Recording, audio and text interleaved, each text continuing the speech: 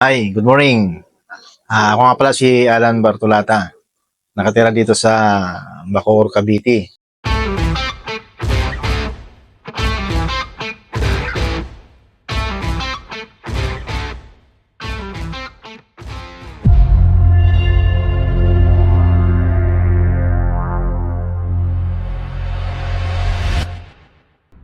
Hi, good morning. Ako nga pala si Alan Bartolata. Nakatira dito sa Bacoor, Cavite. So, ikikwento ko kung paano ako naging nakahiligan kung paano mag-aalaga ng kalapati. Since bata pa ako, siguro mga 9 to 10 years old pa lang ako, nasa probinsya pa kami noon. Habang nag-aaral ako, talagang hilig ko na mag-alaga ng kalapati. Ayun, karera ko, yung hindi naman sa pustahan, kumbaga nakatuwaan lang. Kapag natatalo, minsan iiyak. Pag hindi umuwi yung alaga ko, yan, talagang katakot-takot na iyak ang inaabot mo yan. Eh syempre, nawawala yung alaga ko, nanghihinayang ako. Pero tuloy pa rin. Hanggang sa lumaki, nakasanayan ko na mag-alaga. Tapos napunta na ako dito sa Maynila. Na-stop. Trabaho. Ayan, nung lumipat ako dito sa isang subdivision dito sa Bacoor, Cavite, sinubukan ko naman ulit na mag-alaga. So, akala ko, yung inalagaan ko, yung mga pang-karera, naging miss ako. Kaso lang, ilang buwan pa lang nakakaraan, ay dumating na ng mga, siyempre, hindi natin inaasahan yung mga, reklamo, kasi, subdivision daw, bawal. So, para walang problema, kasi barangay nang dumating sa akin, in-stop ko. So, hindi ko naman yung mga kalapati na binili ko ng noon, na medyo, alam nyo ng presyo ng kalapati noon, pang karera, medyo tamang presyo lang. Pinamigay ko na lang para wala nang problema. So, na-stop na naman ako sa pag-aalaga. Ngayon, tumakbo ang panahon, talagang, naiinggit ako sa mga nakikita ko ng mga naglilipad. May mga loop, nag-aalaga ng kalapati. So, hanggang tingin lang ako na, sabi ko, paano kaya ulit ako makakapag-alaga? Kasi, problema, wala akong location na maganda. Dahil alam mo na, bawal dito. So, ang ginawa ko, hanggang ina-admire ko na lang yung mga nagkakalapati. So, may kapitbahay kami dito na medyo nasa estado siya magandang pamumuhay. Nakita ko siya, nag-alaga ng kalapati. Pero mahabang taon na yun. Sabi ko, naisip ko, hindi na pala bawal mag-alaga dito. Kasi since tumira ako dito 2001, siguro ilang taon na nakalipas na hindi ako nag-aalaga, nakita ko siya. So ngayon, kinausap ko. Sir, ganda ng kalapati mo. Sabi niya, gusto ko nga mag-stop eh. Ito po, di ba bawal mag-alaga? Hindi. So, bilhin mo yung mga pangkarera yan. So, ang ginawa ko, so hindi naman siya nag-demand ng malaking halaga dun sa mga kalapati niya, binili ko. Mga quality na kalapati. So, nag-alaga ulit ako. Sabi ko, paano yan? Baka may magreklamo. So, sabi niya, walang magre-reklamo niyan. So, yung tuloy-tuloy, yung ko. Di ba, nung sumasali ako pasukat ako sa mga, club, yung CSWRP, sinukatan ako dito. So, okay naman. Kumuha ko ng mga ring sa kanila. So, sumasali na ako sa mga training. Ang problema, yung ibong ko, walang nagka-crack. Kasi, alam mo naman, busy tayo sa trabaho. Pero okay lang yun. Basta tuloy ang para kasi nakahiligan ko na. Okay lang sa akin. Baka masunod yung ko na gusto ko talaga mag-alaga ng kalapati. So ngayon, para sabi ko, may isang kaibigan na nag-invite sa akin sumali sa mga bird show. Sabi ko, hindi muna ako sabi ko, wala parang hindi ko hilig yung gusto ko talaga karera. Sabi niya, subukan mo lang. Subok lang. Wala namang mawawala. Wala namang problema. So, unang sali ko noon, di ko na maalala yung kung pang ilang, siguro pang 6 na ano ata ng genetics no, sa SMX, MUA. So, sabi ko, sige, subok. Nagdala ako ng ibon ng siyam. So, hindi ko pa, first time ko sumali sa ganon. Oh, may 2 ibon ako nga nag-champion sa category. So, doon ako na nainganyo. Sabi ko, ganda pala. Magandang pakiramdam yung nagka-champion. Kahit sa category na okay lang yun. So, doon ako na sabi ko, sige, mag-aano tayo ng medyo, na, sa mga rare. So, noon, mahal pa yung rare. So, medyo may kabigatan pa yung presyo. Pero, pinag-ipunan ko yun. Nag-ano ako ng, para lang mahani ko yung gusto ko. So, kahit na medyo may presyo, nabili ko pa unti-unti. Ito, medyo dumami na yung mga ko. Nung sa pagkakarira, nawala na sa isip ko. Nawala na sa isip ko. So, hindi naman ako bumibitaw doon. Nandun pa rin yung isip ko. Kaso lang, sa show kasi, baka andun ka talagang pupuntahan mo. May time ka doon para makita mo paano lumaban yung alaga mo. Paano kung alam mo, kung marunong ko mag-condition, sa conditioning mo, kung sa tingin mo na okay yung condition mo, alam mo na may laban ng mo. Kaya doon, yun natuto na ako. Kumuha ko sa mga ibang ng idea, paano mag-condition, paano sa mga feedering, ilang buwan bago yung mga flight niya para pagdating ng time ng araw ng so kumpleto yung backpack niya, walang bawas. Saka baga sa paghipo pa lang ng judge, talagang mapapawaw na. So ngayon, yung pangalawang ko, yung sumali na ako sa pangalawang sali ko na dito sa yung special show ng genetics sa Dasma, Cavite, sa Lidon's Garden. Doon. Hindi ko akalain, nagdala naman ako doon ng nadagdagan.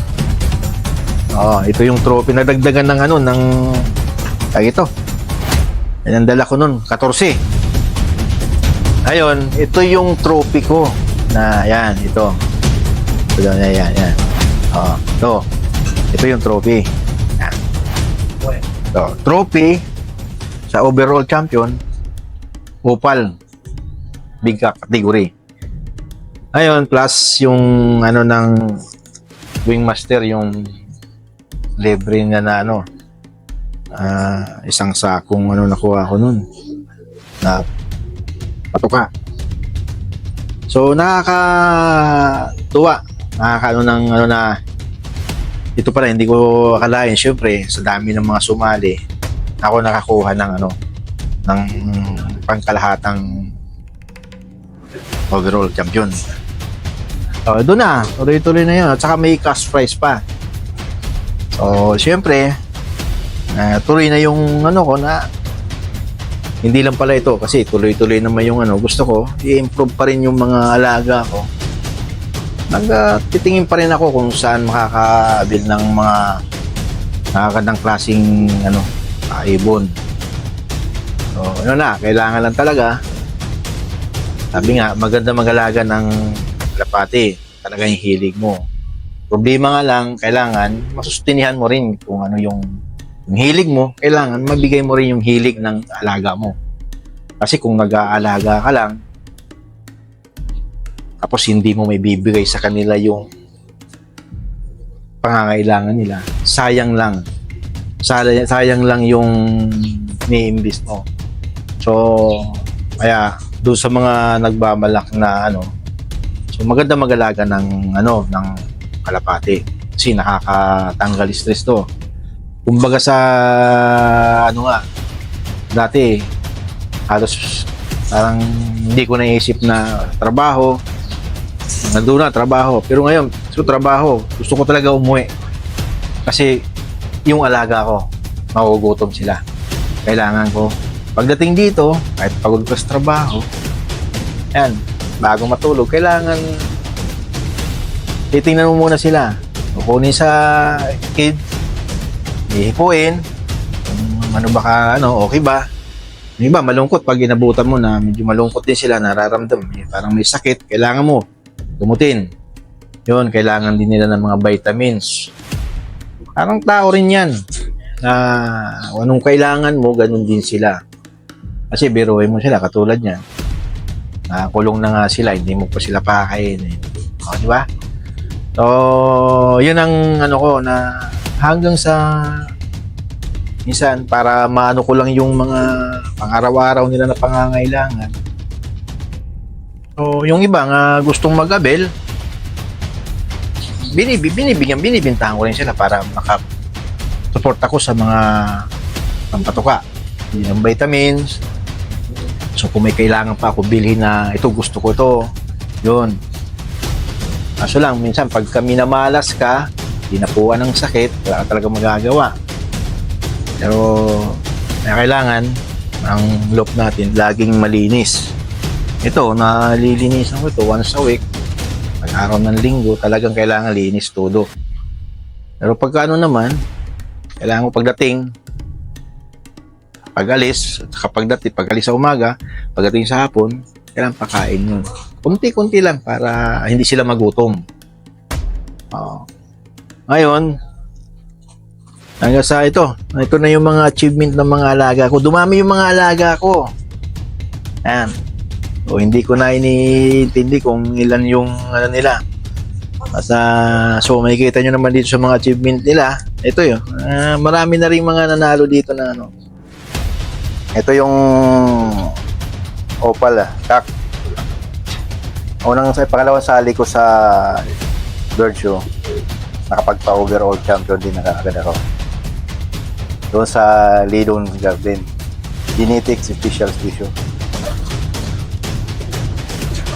Ayun, ito, nire-ready ko ito para sa national show.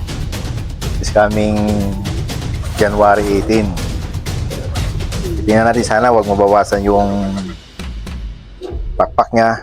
Kasi okay naman, kumpleto naman. Ito siya. Kak, opal.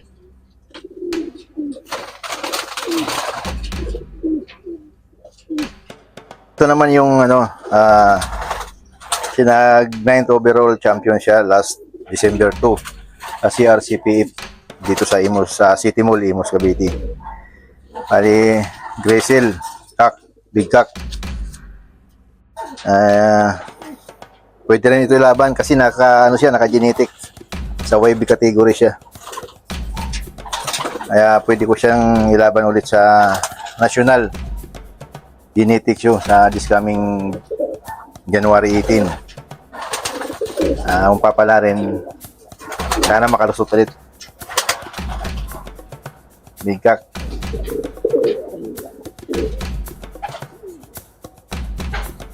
Ito.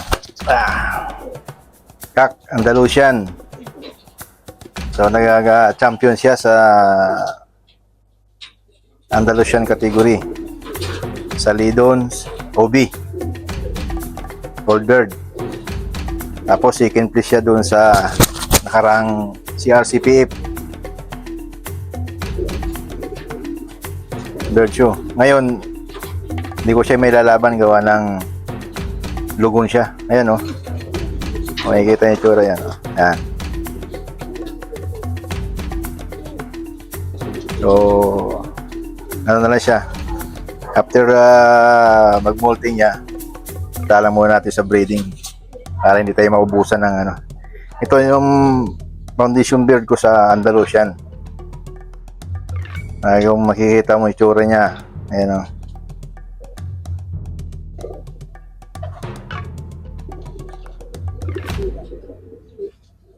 Ito, Big Kak. Mosaic. Second place siya last show ng CRCPF 2019-93 ay 2023. Second place lang siya. Ngayon siya, ka-condition na for breeding. stop muna siya sa ano kasi medyo hindi maganda yung katawan. Panay kasi ang barako kaya hindi makaano sa pagkain. Ayan.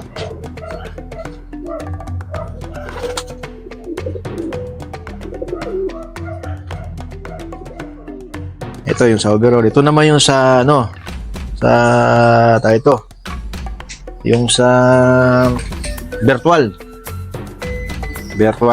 shoe. Oo. Yung inorganize ng ating active admin genetic, Mr. PG Cortez. Napaka-active niyan. Siya nagano kaya doon sa una niyang ano na yung mayroong bumabatikos na ano, pero hindi nila nalalaman na sa virtual show kung gagawang iisipin natin halos buong bansa pwedeng sumali. Alam nyo kung bakit? Siyempre, sa video lang tayo mag-ano, pero kailangan yung talaga mo, kompleto rin. Maganda rin yung ano ng catering. Kasi kahit sabihin natin hindi nahihipo ng mga judges. So sa catering, kung makikita din nila, kasi ano yun bibidyohan. Doon nila makikita kung yung ibon mo is nasa kondisyon. Ayun, tuloy. Minsan sumasali ako sa ibang ano, ng ibang club. May mga ano sila na girl show. Parating kami ng Pangasinan. Hindi ko lang sinabi kay ang pagkakaalam ni Mrs. Ano lang, Valenzuela lang. Pero mabot kami ng Pangasinan. Pinakadulo pa ng Pangasinan yun. So, ganun ka ano. Ito, yung ano, makikita nyo. Pangasinan. Pasiklaban sa Pangasinan. Ayan. Makikita nyo yan, no? Inorganize naman ni Pres Bimar. So, maganda sumali sa mga ganito. Dahil, lalo na pag ganito mga achievement, makikita mo, sabihin, no, ayan. Ayan na yung pinaghirapan natin. Siguro madadagdagan pa yan. Ngayon, ang target ko na ano, yung mga rare, gusto ko ano sila sa itatransform ko siya sa racing region kasi gusto ko naman hindi lang sa bird show ako ano ngayon, gusto ko rin sumali sa balikan ulit yung pagkakarera kasi yun talaga ang ano ko. So gusto ko ini-improve ko na yung loop ko sa taas para doon yung mga flyer ko. So ngayon nag-i-start na ako ng mga breeding ng mga pangkarera para sunod na ano meron na ako mga pwedeng isali sa mga sa karera. So, may nagsukat na rin dito. Babalik na rin ulit ako siguro sa CSW ORTC. So ngayon sana yung ng genetics sana matuloy yung para yan talaga ang combine ng CSWR face at genetics. Yan ang maganda. Dahil yan naman talagang dapat kailangan magkaisa para matuloy natin yung ipagpatuloy natin yung ng pagkakalapati. Kasi sabi nga nila tayo kung wala tayong pagkakabalaan sa buhay natin, nakakapag-isip tayo ng na hindi maganda. So dito maganda ito. Ito, tulad yan. Dito, wala akong plano na maglabas araw ng linggo. Mas masaya na ako nandito ko sa loob ko, nakikita ko yung mga alaga ko. Tapos alam ni Mrs. na hindi ako lumalayo, hindi ako umaalis, hindi ako pumupunta kung saan. Aalis lang ako pag may mga show. Yan. Kaya sana doon sa mga subukan nyo para may iba naman yung nyo. Talagang nagustuhan nyo. Patuloy nyo. Yung mga yung mga gusto, yung mga wala pang mga panimula, siguro i-search nyo na lang itong pwede naman kayo lumapit dito sa akin. Pag-uusapan naman natin yan Kasi ako hindi naman talaga ako nag-ano ng bibinta ng ano. Kasi ako bumibili ako. Mga quality na ibon, malapate. Kahit sa halagang kaya ko. Pag gusto ko, hindi na ako tabas, gusto ko. Ibibiling ko yan. Hindi mo sa akin, pag ako magbibinta, parang naano ako na magbenta. Sige, kung gusto mo, yun, sige. Para makapagsimula ka lang. Pero sana doon sa mga nabibigyan natin ng pagkakataon na magalan, sana alagaan nyo na mabuti. Kasi, baga sa ano, ang pag sinasabi ko nga, pagkakalapati, hindi basta-basta yan, hindi biro yan. Hindi baga talaga sa ano yung kailangan mo sa sarili mo, kailangan, ganoon din sila. Gugutom mo sila, nauuhaw din sila, kailangan nila ng vitamin. Isipin mo na lang, papasukin mo yung ganito, kailangan may pang-support ka. Wala, paunti-unti lang. Sunod lang yung ano mo, yung hobby mo, yung gusto mo. Ito nga, this coming January 18 nga pala. Ito, Genetics National Show sa PHE. Kita-kits tayo doon. Doon may na malaki ang binibigay na ng genetics. Kaya sigurado hindi kayo mabibigo. Talagang magugustuhan nyo. Kapag nasimulan nyo na yung pagsali sa ganun, baka hahanap man natin yun. Saka February 22, Isimix, doon. Meron ulit sila. Genetics. Special show yun. Kaya pwede kayong sumali ulit doon. Kita-kits tayo doon. Yung sa January 18, ito lang may pagmamalaki natin kasi baga first time natin ata dito na parang proud tayo na yung isang taga Romania pupunta lang dito sa atin sa Pilipinas para lang mag-judge ng show.